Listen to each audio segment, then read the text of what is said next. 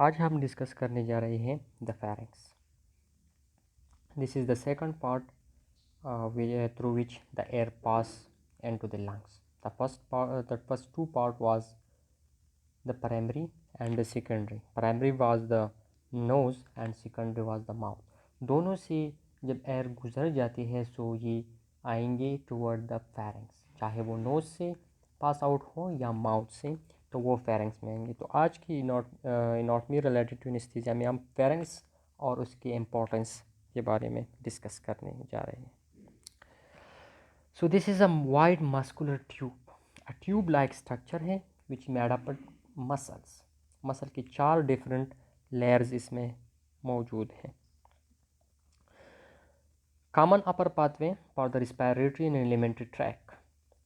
जिस तरह माउथ में हमने डिस्कस किया कि it is the common pathway for the food ingestion and the flow of air, तो इसी तरह फेरिंग्स जो है ये भी कॉमन पाथवे है for the air and food.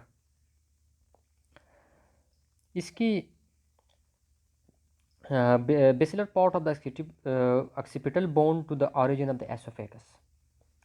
जिस लेवल से ये स्टार्ट हो जाते हैं, this is a muscular tube, तो यहाँ पर occipital bone of the skull की जो बेस है वहाँ से ये स्टार्ट होकर C6 के लेवल तक, सर्वाइकल वर्टिब्रा 6 तक ये एक्सटेंडेड है।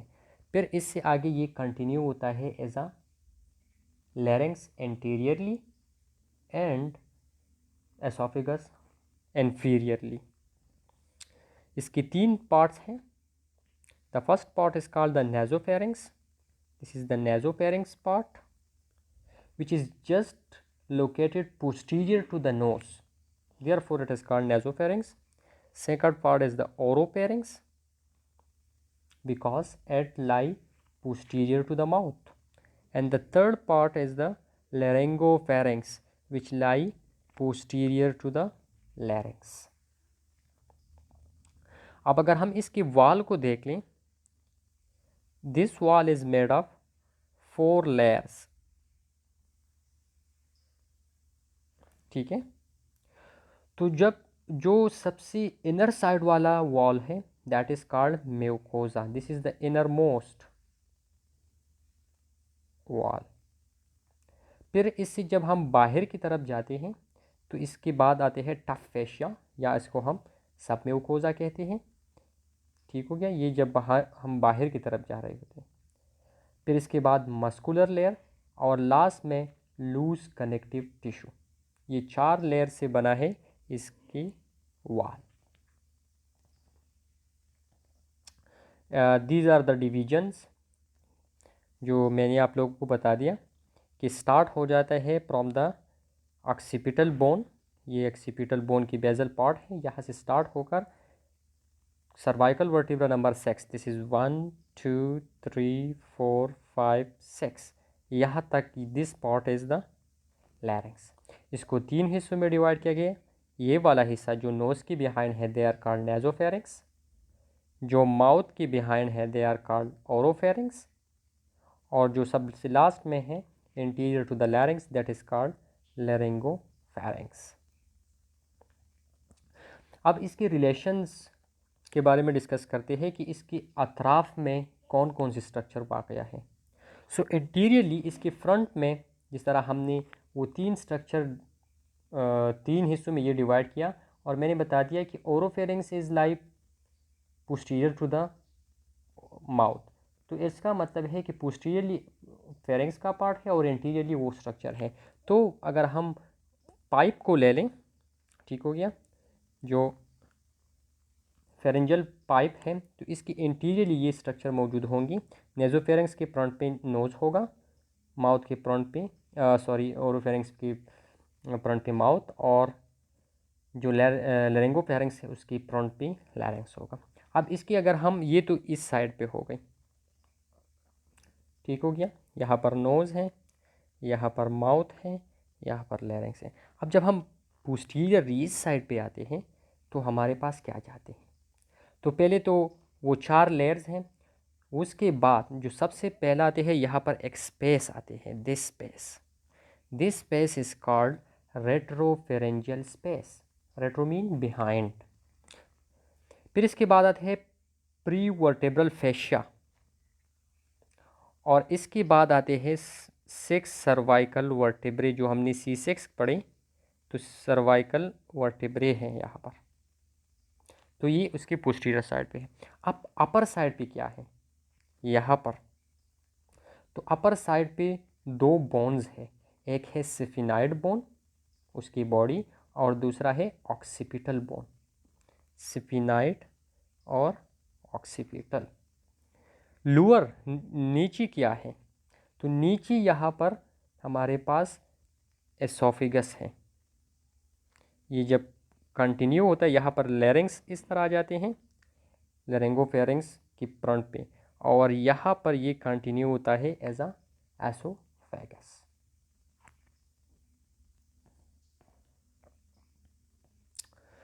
अब हम जो मस्कुलर लेयर है इसके बारे में पढ़ते हैं कि उसमें किस टाइप की मसल मौजूद है। तो टोटली जो मसल के नंबर है दे आर 9 मसल्स है, जिसको हमने 2 ग्रुप्स में डिवाइड किया है। एक ग्रुप में आपके साथ है 3 पेयर, यानी टोटल 6 है, और दूसरी में 3 है लेकिन वो सिंगल है। जो पेयर है दे आर कॉल्ड कंस्ट्रक्टर। तो 3 पेयर क्या है, इंफीरियर पेन, मिडल पेयर और सुपीरियर पेयर, 2 2 2। और जो एलिवेटर है जो कि सिंगल है दे आर स्टाइलोफेरेंजियस, सल्पिंगोफेरेंजियस और प्लेटोफेरेंजियस। कंस्ट्रक्टर क्या करते हैं, constrictor contract the oesophagus to push the bolus down into the stomach. जो फूड हम लेते हैं उसको डाउनवर्ड पुश करने के लिए ये कंट्रैक्ट होते हैं। जबकि एलिवेटर क्या करते हैं, जब हम खुराक खाते हैं और कंस्ट्रक्टर मसल कंट्रैक्ट होते हैं तो खुराक नीचे की तरफ पुश होते हैं। अब नीचे क्या है, नीचे तो 2 स्ट्रक्चर है, एक है आपके साथ वेंट पेप जिसको हम लैरिंग्स कहते हैं, और दूसरा है एसोफेगस। अब जब वो ऊपर से पुश करेंगे तो वो नीचे किसी भी पाथवे या पाइप में चल जा सकते हैं। तो हमें लेरिंग्स को बंद करना होगा। तो लेरिंग्स को बंद करने के लिए यहाँ पर जो एलिवेटर्स मसल है वो एलिवेट हो जाती है और लेरिंग्स के रास्ते को बंद करते हैं। तो आपके साथ एक रास्ता बचता है, दैट इज़ द एसोफेगस। तो खुराक उसमें नीचे जाते हैं। अब नेजोफेरिंग्स की तरफ आते हैं। जिस तरह हमने बता दिया कि it lie posterior to the nose, ठीक है। अब इसकी कम्युनिकेशन क्या है, ऊपर तो इसकी nasopharynx is the first part, ठीक हो गया, ये आपके साथ फर्स्ट पार्ट है। तो इसके ऊपर तो आपके साथ बोन्स है, ऑक्सीपिटल और सिफिनाइड। लेकिन नीचे क्या है, तो नीचे तो ओरोफेरिंग्स है। तो ओरोफेरिंग्स से जिस पॉइंट पे ये कम्युनिकेट करते हैं they are called pharyngeal isthmus. ये अब जब हम खुराक करते हैं, खुराक तो हम माउथ के थ्रू लेते हैं, तो वो खुराक कहाँ पर आएंगी, इनटू द ओरोफेरिंग्स, यहाँ पर वो खुराक आएंगे। तो खुराक यहाँ पर आने के बाद ऊपर भी जा सकते हैं, नीचे भी जा सकते हैं। तो खुराक के दौरान ये एस्थमस जो कम्युनिकेशन है बिटवीन दिस टू वो क्लोज हो जाते हैं, ताकि खुराक ऊपर ना जाए बल्कि नीचे जाए। अब उसकी लेटरल वॉल की तरफ आते हैं। ये उसकी लेटरल वॉल है। तो लेटरल वॉल में 1 centimetre behind and below the inferior nasal conchae lies the pharyngeal opening of the Eustachian tube. यहाँ पर नोज है तो उसकी कौंचे है, इंफीरियर नेजल कौंचे है। तो इस कौंची की 1 सेंटीमीटर डाउन यहाँ पर एयर से एक ट्यूब आकर वो खोलता है जिसको हम कहते हैं एस्टेशियन ट्यूब। अब इसके अलावा यहाँ पर टॉन्सिल भी है जिसको हम नेजोफेरेंजियल टॉन्सिल या एडिनाइड कहते हैं। और ये टॉन्सिल कहाँ पर हैं? ये पोस्टीरियर वॉल यहाँ पर और रूप ऑफ द नेजोफेरेंक्स यहाँ पर ये टॉन्सिल मौजूद है। अब टॉन्सिल हमने डिस्कस किया कि it is the lymphoid tissues और फंक्शन इसका क्या है? Help in the immunity. तो बाय बर्थ ये एडेनाइड टॉन्सिल जो है वो प्रेजेंट होते हैं, लेकिन जैसे जैसे उम्र बढ़ते जाते हैं एट बिकम एट्रोफाइड, इसकी एट्रॉफी हो जाती है। एट्रॉफी किसे कहते हैं? Decrease in the cell size और the tissue size without decrease in number of the cell remain same, लेकिन उसका साइज कम होते हैं। और प्यूबर्टी तक पहुंचने तक या अर्ली एडल्ट लाइफ में ये कम्प्लीटली ख़त्म हो जाते हैं, डिसअपियर हो जाते हैं। अब पोस्टीरियर साइड की तरफ अगर हम देखें, पोस्टीरियर सुपीरियरली इस साइड पे sphenoid sinus separate the pharynx from the sella turcica containing the pituitary gland. ये उसकी पोस्टीरियर सुपीरियर साइड है जो मैंने सर्कल किया है, और यहाँ पर एक ये हमारे पास है स्फिनाइड बोन, ठीक हो गया, ये स्फिनाइड बोन है। अब स्फिनाइड बोन की जो इंटरनल पार्ट है that is the hollow space which is called sphenoid sinus. तो ये स्फिनाइड साइनस फेरिंग्स को सेपरेट करते हैं from the case of the pituitary gland which is called sella turcica. तो सीला टोरेसिका जिसमें pouch of the pituitary gland मौजूद है, वो सेपरेटेड है from the pharynx through the sphenoid sinus. दूसरा पार्ट ओरोफेरिंग्स। तो ओरोफेरिंग्स के बारे में हमने डिस्कस किया कि it lie posterior to the mouth and separated above from the nasopharynx through the oropharyngeal isthmus। अब माउथ की साथ ये कम्युनिकेट करते हैं विद द ओरोफेरेंजियल एस्थमस, लेकिन जिस पॉइंट से ये स्टार्ट हो जाते हैं वो दैट इज़ द एपिग्लॉटिस। यहाँ पर एक लीप लाइक स्ट्रक्चर भी मौजूद है जिसको हम कहते हैं एपिग्लॉटिस। तो एपिग्लॉटिस से स्टार्ट होकर ये ख़त्म हो जाते हैं, सॉफ्ट प्लेट से स्टार्ट होकर जो कि माउथ का है उससे स्टार्ट होकर यहाँ पर ये ख़त्म हो जाते हैं and to the leaf like structure that is called epiglottis. अब एपिग्लॉटिस से फिर आगे लेरेंगोफेरेंक्स इस साइड पे, दिस इज़ द लेरेंगोफेरेंक्स, और ये आपके साथ रह गया एसोफेगस। यहाँ पर भी एक किस्म की टॉन्सिल मौजूद हैं which is called palatine tonsil, जो कि both side of the tongue की जो पोस्टीरियर हिस्सा है, आखिरी हिस्सा है, उसकी दोनों साइड पे ये मौजूद है। आगे डायग्राम में शायद हो लेकिन यहाँ पर नज़र नहीं है, तो अगर आप उसको देख ले तो मुंह को पूरा खोल ले तो आपको नज़र भी आएंगे। अब इस टॉन्सिल की जो इनर डीप सरफेस है वहाँ पर एक कैप्सूल है जिसको हम कहते हैं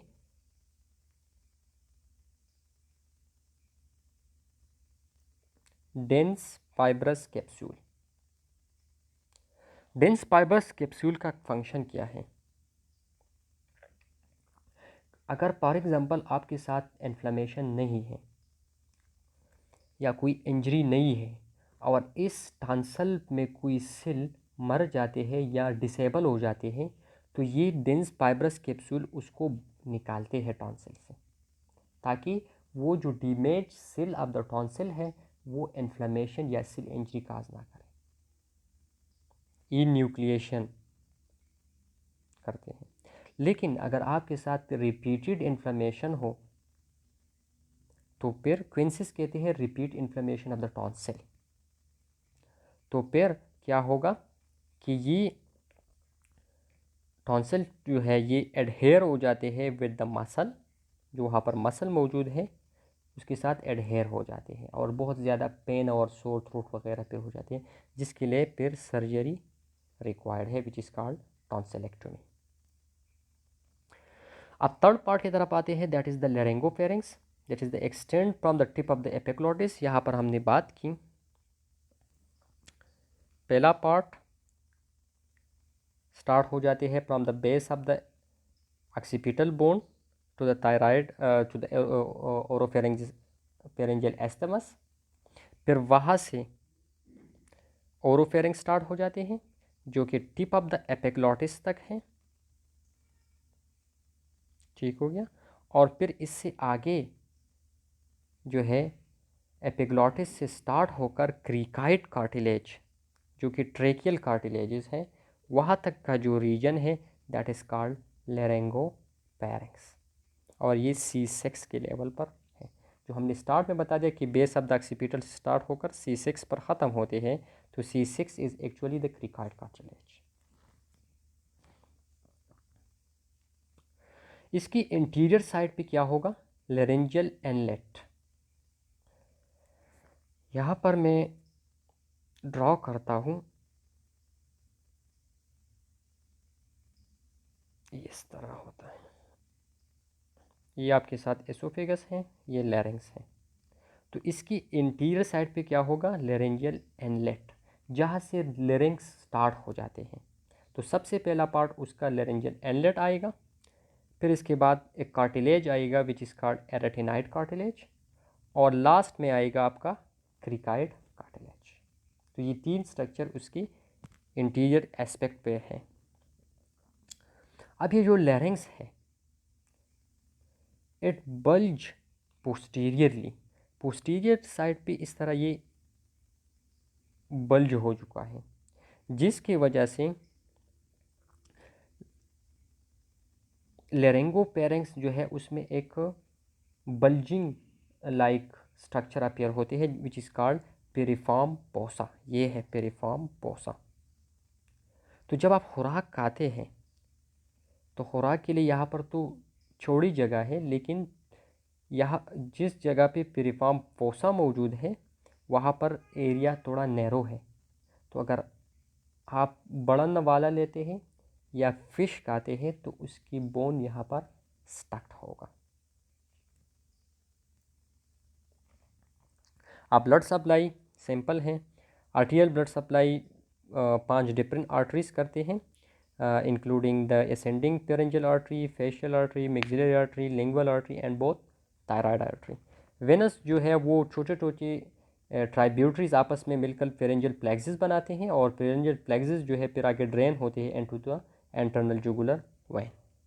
नर्व सप्लाई जो है सेंसरी सप्लाई होते हैं from the glossopharyngeal and vagus nerve, जबकि मोटर सप्लाई वेगस नर्व के थ्रू होते हैं।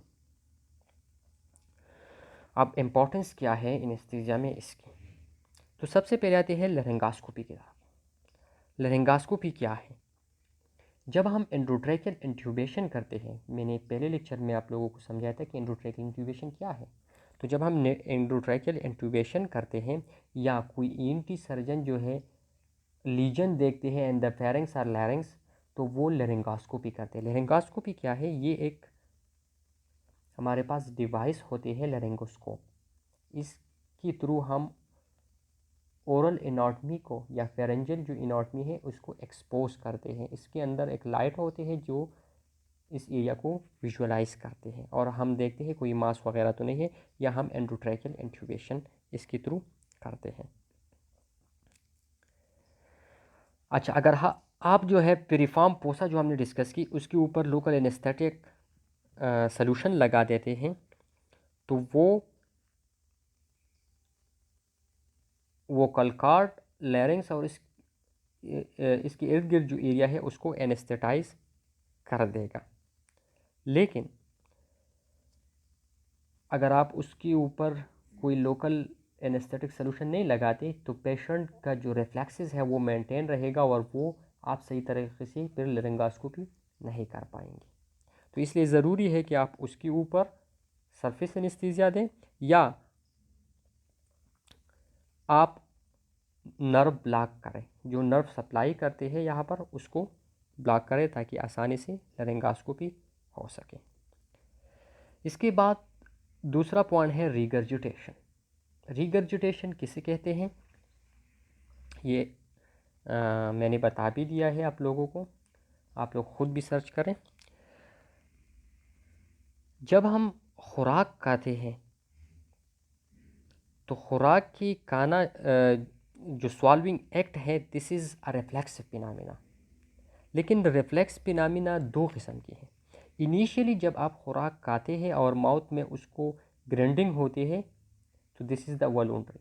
फिर जब आप इसको पुश करते हैं toward the pharynx this is also voluntary. लेकिन इसके बाद जो प्रोसेस होती है that is the reflex and voluntary process.